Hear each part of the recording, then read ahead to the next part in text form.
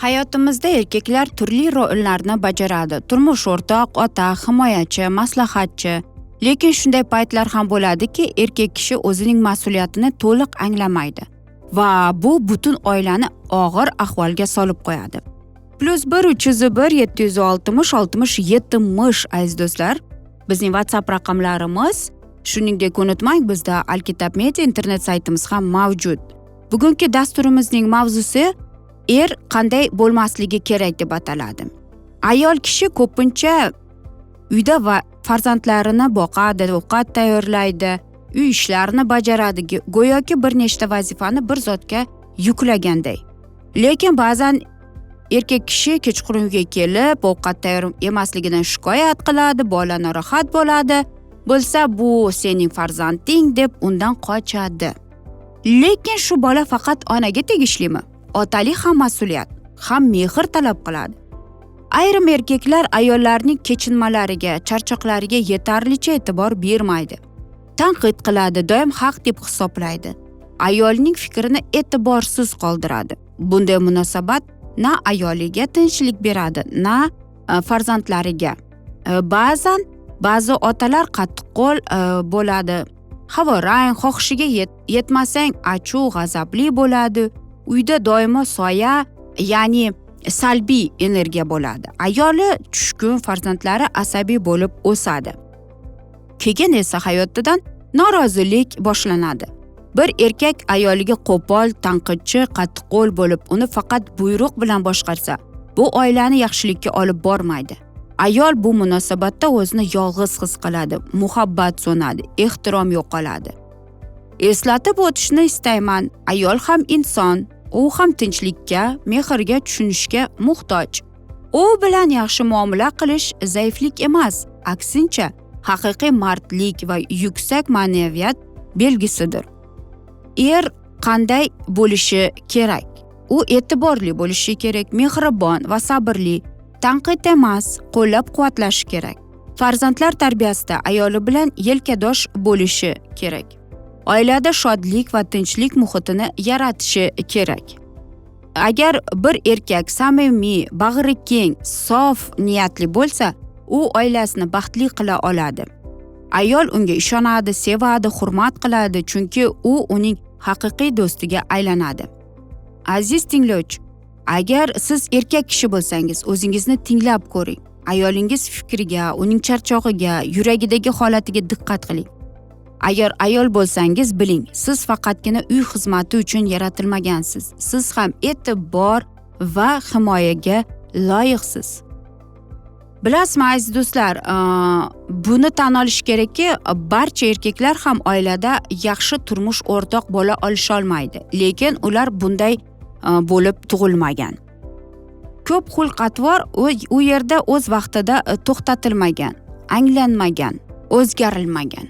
Birinchidan, masalan aytaylikki, qo'pol, qattiqqo'l er bo'lmasligi kerak. Ba'zi erlar oilada qattiqqo'llikni mardlik deb bilishadi. Lekin qo'pol so'zlar, past qilish, qattiq qarash muhabbatni so'ndirib yuboradi.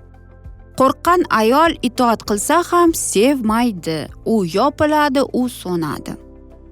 Er mard bo'lishi kerak. Lekin mehribon mard bo'lishi kerak. Kuch ovoz balandlikda emas, o'zini to'g'ri tutishda.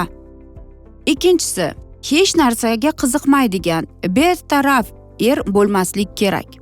Qanday bo'laversin, bo'lsa bo'laversin degan, menga baribir degan er turmush o'rtog'iga beqarorlik hissini beradi. Erining befarqligi xotinning yuragini muzlatadi. Ayol eridan ishtirokni, muhabbatni, faollikni, qarash, suhbat orqali men muhimman deganni his qilmoqchi. Doimiy tanqidchi er bo'lmaslik kerak. Har narsadan kamchilik topadigan, nega bunday, nega bu bundoq deydigan er ayolni o'ziga ishonchsizni qiladi. Ayol doim o'zini himoya qilishga majbur bo'ladi. So'ng orada muhabbat o'rniga ogohlik paydo bo'ladi. Yomonni emas, yaxshini ko'rishni o'rgangan er muhabbatni saqlaydi. To'rtinchisi, faqat o'zini o'ylaydigan, ya'ni egoist er bo'lmasligi kerak. faqat o'z istaklari, o'z kayfiyati, o'z rejalari haqida o'ylaydigan er oilada bo'lsa ham yakka yashaydi. Meni tinglamaydi, menga emas, faqat o'ziga kerak degan his ayolni sukunatga olib kiradi. Oila ikki insonning bir jamoa sifatida yashashdir. Faqat o'zi uchun emas, biz uchun deb yashashi kerak. 5-si, ruhiy, moliyaviy yoki jismoniy zo'ravon er bo'lmaslik kerak. Ayolga qo'l ko'tarish hech qanday sharoitda oqlanmaydi. Ayolni shantaj qilish, uyaltirish, qiynash bu zo'ravonlikning turlaridir. Hayotda og'ir sinovlar bo'lishi mumkin, lekin hurmatsizlik bo'lmasligi kerak. Muhabbat bor joyda tahqirlash yo'q. Ayol sherik, qul emas. 5-si, beshafqat va xushomadni bilmaydigan er bo'lmasligi kerak. Men sevaman, lekin aytmayman. Mehrni ko'rsatish kerak emas. Bu fikrlar ayol qalbini qattiq qiladi. Iltifot qalbdan chiqqan gap, rahmat, sensiz qiyin degan so'zlar ayolga ruhiy quvvat beradi. Ayol go'zal so'zlardan go'zallashadi, e'tibordan gullaydi. Shuning uchun er mehrini so'z va amal bilan ifoda qilishi kerak. Er bo'lish hukmronlik emas, bu mas'uliyatdir. Oilada yaxshi er ham yordamchi, ham g'amxo'r, ham ibrat, ham do'st bo'lishi kerak. Qanday er bo'lishi kerakligini anglash uchun avvalo qanday bo'lmasligini tushunishi kerak. Albatta aziz do'stlar, chunki ko'pchilik jihatdan men juda ham ko'p bu yerda aytmoqchimanki, haqiqatdan ham men shunday oilalarni ko'rganman, shunday erkaklarni ham bilamanki, erkaklar ayol kishiga bor narsani zimmasiga tushuntirib qo'yib qo'yadi. Ya'ni ayol kishi qilish kerak, ayol kishi vazifasi deb aytadi. Xo'sh, qanday qilsak bo'ladi? Umuman olib qaraganda nimaga shunday bo'ladi?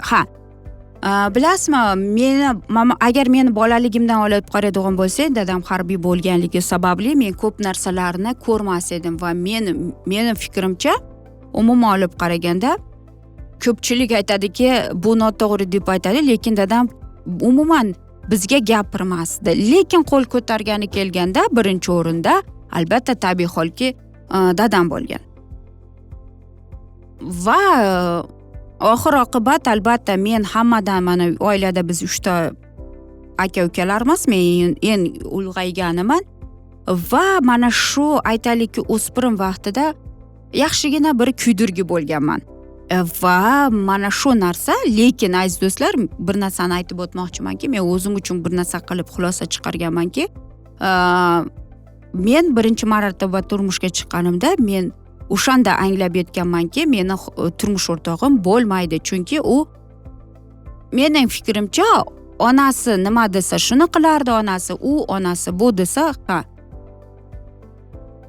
so'ng 7-8 oydan so'ng ajrashib ketganman. Lekin hozirgi turmush o'rtog'im albatta u 80% ga meni aytaylikki, meni insonimdir. Va o'ylaymanki, mana shu narsa 17 yildan beri oilani saqlab kelmoqda. Chunki men shunday insonlarning toifasidamanki, agar inson menga yoqmasa, agar men uni xush ko'rmasam, men umuman suhbat ham, hattoki umuman olib qaraganda, to'g'risini aytaman, qiziqishim ham yo'q. Men shunday teskari qarab ketadigan ayollardan biriman. Aziz tinglovchilarimiz, agar siz er bo'lsangiz o'ylanib ko'ring. Mening xulqim turmush o'rtog'imning yuragida qanday iz qoldiryapti? Agar ayol bo'lsangiz, eringiz bilan tinch suhbat qiling. Norozilikni tanqid bilan emas, qalb bilan ayting. Oila ikki yurakning sa'y-harakatini talab qiluvchi muqaddas birlikdir.